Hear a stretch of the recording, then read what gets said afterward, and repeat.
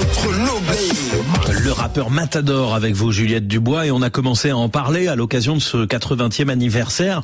Les initiatives et les événements culturels se multiplient autour de cette histoire, avec toujours l'envie, Juliette, de briser le silence.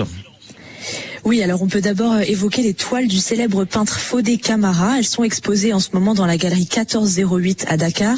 Il peint depuis longtemps des tirailleurs en se réappropriant la figure du combattant africain qui était utilisé, détourné dans les pubs Banania à l'époque coloniale. Et cette année, il a créé une nouvelle série de toiles qui s'appelle Revue des combattants. À partir de demain, c'est un grand colloque qui va se tenir à Dakar également pour faire dialoguer historiens et littéraires autour du massacre de Tiaroy. Côté grand écran, la réalisatrice sénégalo-belge Diaka Ndiaye sort un documentaire intitulé La gloire du chasseur Tiaroy qui sera présenté pour la première fois au public demain. Une fresque historique avec archives et témoignages inspirés entre autres par les travaux de la chercheuse Armelle Mabon. La primature de son côté a commissionné le metteur en scène Seyba Traoré pour adapter le texte Aube africaine de Keïta Fodéba.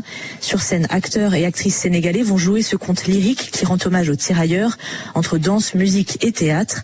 La représentation a lieu ce soir au Grand Théâtre.